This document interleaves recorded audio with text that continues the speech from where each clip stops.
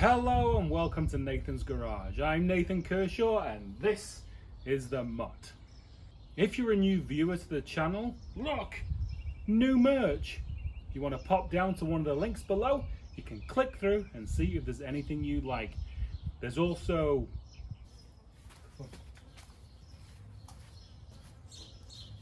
and let me also say thank you to Patreons, PayPal pool tip jar people, likers, subscribers and sharers too. You guys are all awesome and thank you so much for traveling along on this journey with me and supporting the channel. Okay, I definitely have a few questions to address. The fenders, but the fenders, I hear you cry. Well, putting plastic extension, flares, whatever you want to call them, would not be a permanent solution. I don't plan on selling the car, so I plan on it going through several phases. Also, I've chopped the heck out of all the fenders, plus they're also all full of filler. So the actual fenders aren't going to be staying on the car long term anyway.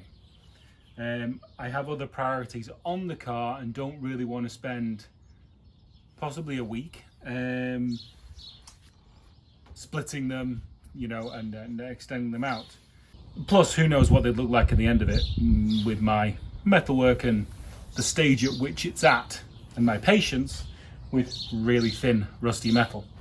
So for now, because I want the car to be legal looking on the road, I just need the tyre covering.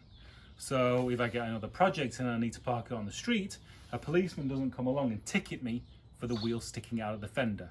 So it's definitely a temporary measure and costs like $27. If I go and buy $300 worth of fiberglass oversized fenders, which will probably happen in the end if I do it right now, I'm still trying to figure out ride height and all this kind of stuff. Because another issue that people have talked about is the fact that, you know, raise it up, you know, because I'm chopping the fenders, don't chop the fenders, raise the car up. Well, it has that coilover kit that I bought many episodes ago.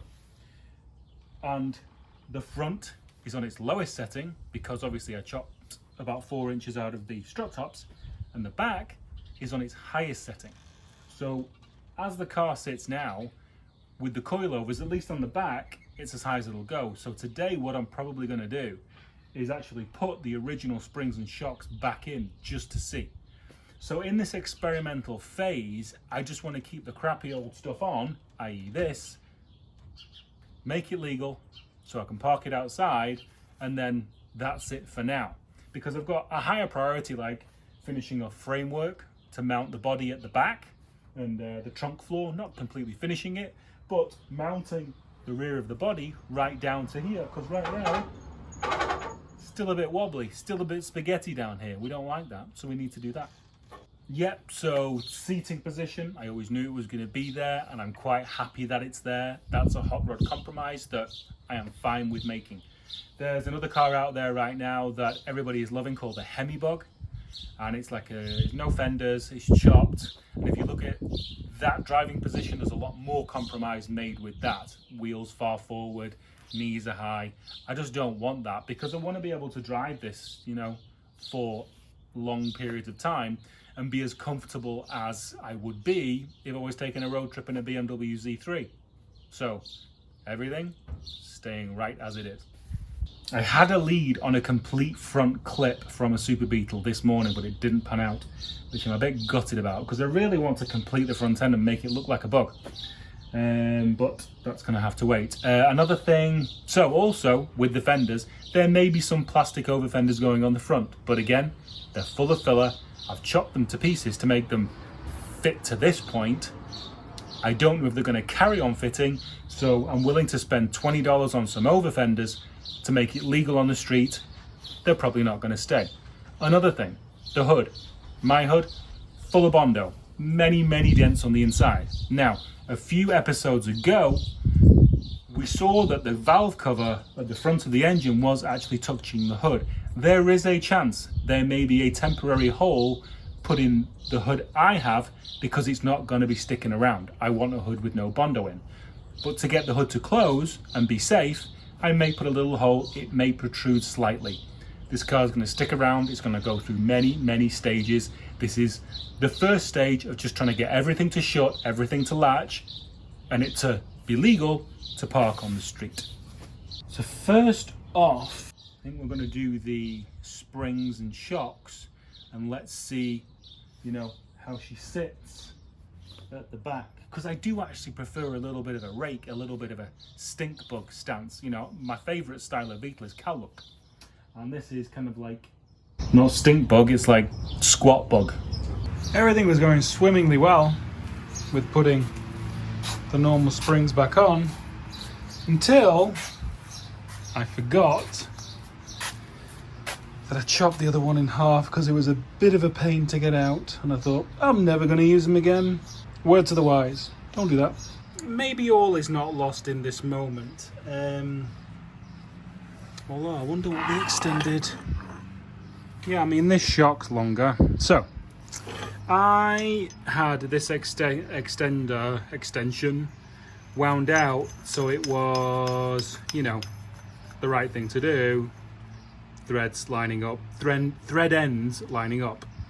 What I'm going to do, and this is purely for experimentation, and I know it's going to be deathly dangerous, I'm going to wind it out even more, see if I can raise the back up another inch and just see where we're at with stance. I'm going to leave a good few threads, don't panic, because once I wind it up enough, we're not far off the same height, and I assume this is a higher spring rate, so it won't sag as much anyway. There you go, that's the theory. The suspension totally needs to settle because it's not like 2 inches higher. So the sill at the back is 1 inch higher than at the front. That'll give it a bit of rake, which I will be very happy with, as long as that rake doesn't go away when I sit in it. So that's that. Well, obviously we won't exactly know what's going on with that until we take it out for a bit of a drive, but what I would like to do first is extend this area all the way to the back and see what we can make happen. Another thing I'm going to be doing as well is, because obviously we have the filler that's there, I have this spare Z3 rear fender from the last crash repaired one that I did. I'm going to chop this out. I mean, it's got weird contours on it. Look at all that metal from grinding. It's, as I say, it's got weird contours on it. I don't think it can be used because it's like that. I don't know where I would use that, but that fender isn't worth anything, so I'm just going to chop it out and just see what looks like what. I'm just going to use the disc up on this, and then it will be Black & Decker time.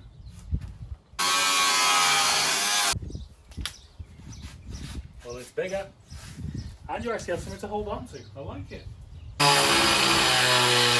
There we go. I thought I'd pressed record through all of that. Obviously not. There we go. But I can confirm the Black & Decker's awesomeness. Let's have a go at a trunk floor so we can mount the battery and I don't keep having to move everything. So I think I'm going to go as wide as the valance, maybe a touch wider than the valance, because it's going to be square.